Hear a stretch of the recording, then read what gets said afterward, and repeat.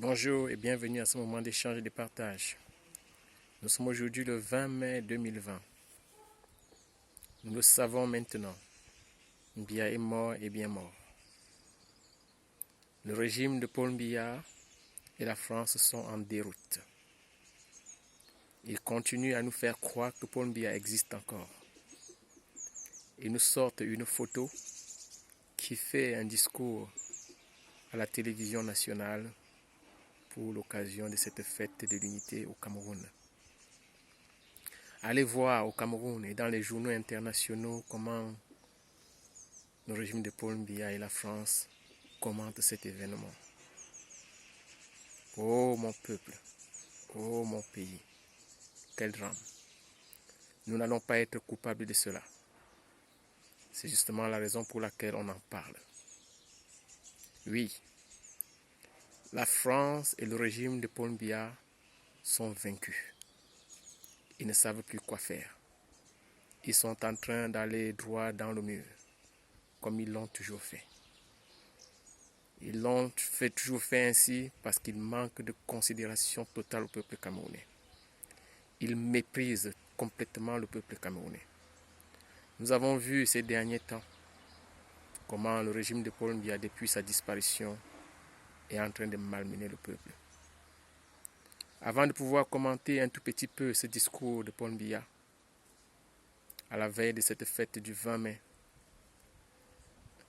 j'aimerais déjà revenir sur ce que va être le combat que nous sommes en train de mener en ce moment. Je profite ici pour remercier tous les combattants de la liberté du peuple camerounais. Notre combat est multidimensionnel, multiforme, multistratégie. Nous avons plusieurs plans.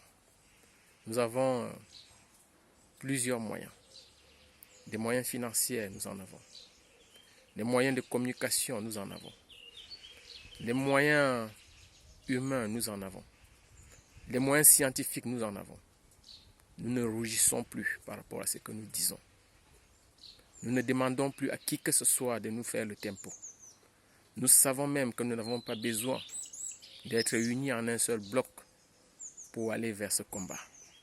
Parce qu'en le faisant, on risquerait justement d'être affaibli par l'ennemi et voire même détruit. C'est pour cela que j'exhorte les combattants à rester comme ils sont actuellement. Chacun dans son couloir, chacun à sa façon, chacun avec ses méthodes, chacun avec ses moyens. Nous savons quel est le résultat final. Il s'agit au moins de deux choses. L'éradication totale, non seulement de Paul Biya et de son régime, bien sûr, au sommet de l'État du Cameroun. Et puis en deux, l'organisation des élections démocratiques au Cameroun. Parce que la personne qui dirigera le Cameroun après Paul Biya sera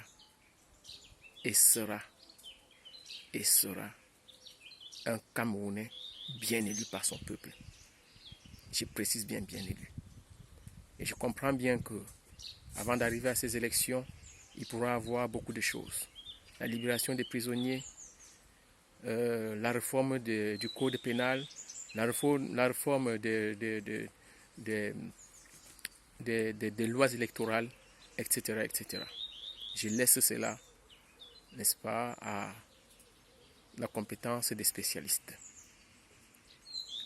Nous avons vu Paul Biya sortir. Et je vais citer au moins deux faits qui m'offusquent au-delà même de mon entendement.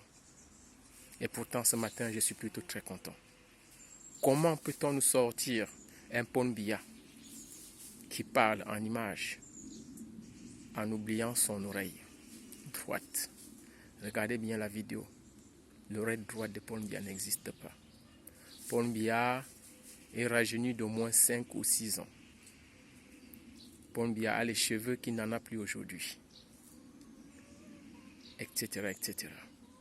Le deuxième événement, c'est l'incident ô combien de fois gravissime.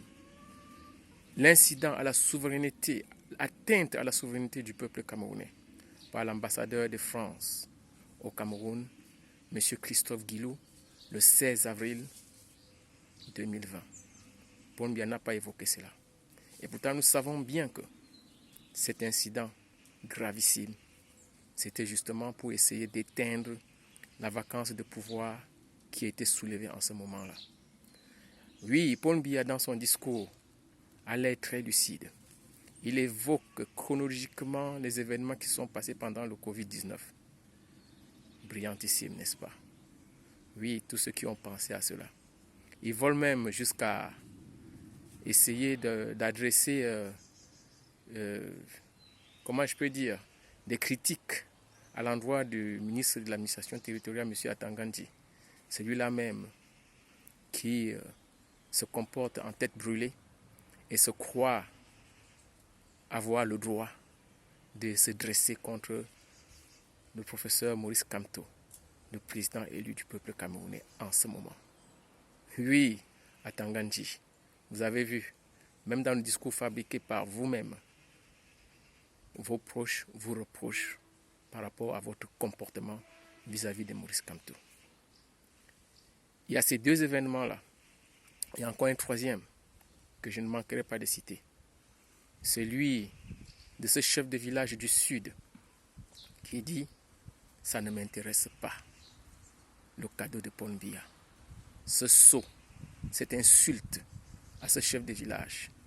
Et voyez bien le comportement de ce sous-préfet ou préfet devant cet illustre personnage d'un petit village du Sud qui au départ l'appelle Sa Majesté et finit par lui lancer le revers de la main en lui disant « si vous n'êtes pas discipliné, on va vous faire dégager ».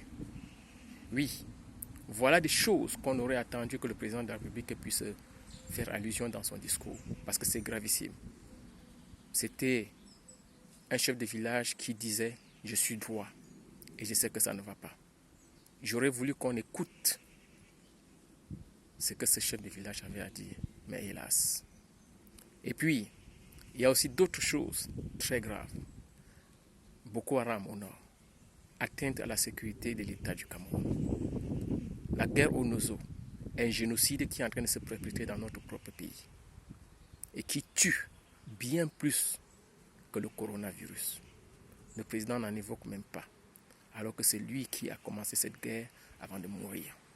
Oui, peuple camerounais, nous sommes debout, nous avons gagné et notre victoire reste tout simplement à être concrétisée. Mais dorénavant, nous avons aussi le temps avec nous. Parce que beaucoup de combattants ont cru que le combat n'allait pas durer longtemps. Nous, on sait maintenant que ça va durer. Mais que ceux qui sont au pouvoir, que la France sache que maintenant, même le temps est avec nous.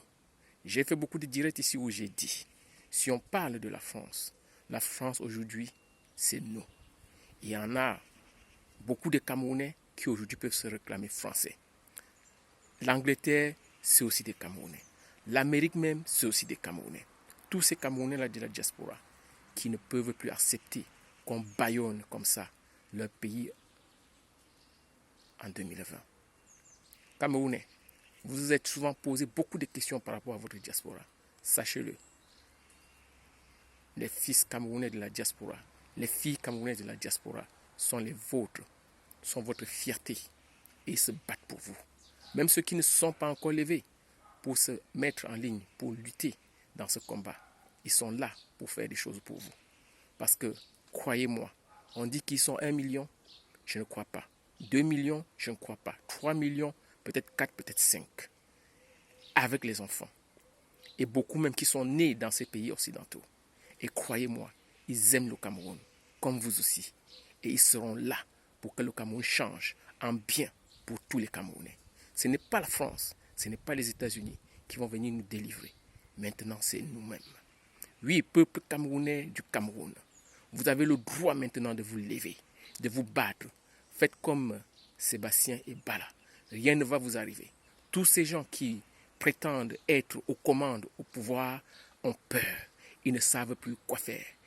Et on vous dit, on a des listes. Regardez même dans leur discours, ils essaient d'atténuer les choses. Ils parlent de l'unité nationale. Quelle unité nationale quand vous avez bâillonné notre peuple comme vous l'avez fait pendant autant d'années? Je ne veux pas être plus long. Pour ceux qui veulent, pour ceux qui ont envie, abonnez-vous à ma vidéo Duty Golden sur YouTube. Mais je ne terminerai pas sans mettre une phrase. Une phrase. Oui, nous sommes au regret de savoir que ça se termine comme ça. Pour un illustre fils du Cameroun, Monsieur Paul Biya, qui a donné toute sa vie pour son pays, au sommet de l'État, qui se termine, que sa vie puisse se terminer comme ça, sans aucun sens humain à retenir. Mais que ses propres créatures, comme ils se disent, soient en train d'utiliser son corps sans vie, de le bâillonner de cette façon-là. Oui, et ils vont encore dire, nous sommes des Africains, nous respectons nos anciens, nous respectons nos morts. Non, ce n'est pas comme ça que ça se passe. Vous n'allez pas utiliser un cadavre, un mort, pour essayer de conserver le pouvoir. C'est terminé. Et puis, les héros de cette révolution, je l'ai déjà dit, on ne les connaît peut-être pas encore. Ce sera peut-être quelqu'un qui demain va interpeller le fils du président de la République, Franck Biya. Oui, voilà encore un autre qui pense qu'il a le droit, parce qu'il est le fils du président Paul Biya, de détruire les forêts du Cameroun. Peut-être un autre qui va interpeller M. Ngongo, qui pense que, parce qu'il est très proche de la première dame, je m'arrête juste là, et à la présidence, et peut-être diriger le Cameroun. Non, M. Ngongo, personne ne vous a jamais élu. Vous ne dites rien. Vous jouez bien, comme Paul Biya à son époque, sans parler. Mais nous savons qui vous êtes. Et tenez-vous tranquille. Vous ne vous en sortirez pas comme ça. Monsieur Ngongo, vous ne vous en sortirez pas comme ça. Regardez-moi droit dans les yeux. Et si vous croyez que vous allez prendre ce pouvoir-là, oubliez-le. Et disparaissez maintenant. Voilà, peuple camerounais, c'est ce que j'avais à dire aujourd'hui. Tenez bon, la victoire est pour nous. Nous avons gagné. Et maintenant, ceux du Cameroun, voilà, il y a beaucoup de recommandations qui sont faites actuellement sur les réseaux. Levez-vous et allez reconquérir votre souveraineté. La force est en vous. Le pouvoir est en vous. Et c'est nous qui demain allons choisir ceux qui vont diriger notre pays. La France connaît déjà ce message. Oui. Et quand je dis la France, c'est parce que nous sommes là pour observer cela. Que tout se passe très très bien. Ne vous inquiétez pas. Aujourd'hui, ce n'est pas comme hier, où on avait peur, où on savait qu'on va tuer celui-là et puis il n'y aura rien derrière. On tue un, il y en aura 10. On tue 10, il y en aura 100. Ils ne peuvent même pas oser. Parce que tous ces gens-là sont obligés de se cacher. La France même, pays des droits de l'homme, n'accepte pas cette situation-là. Cette situation de chaos-là, où on bâillonne un peuple, où on les traite moins bien que des chiens. Nous sommes un peuple digne. Nous ne sommes pas des indigènes. Nous ne sommes pas des gens qu'on peut traiter n'importe comment. Voilà. Qu'on arrête. Ça me donne envie de vomir.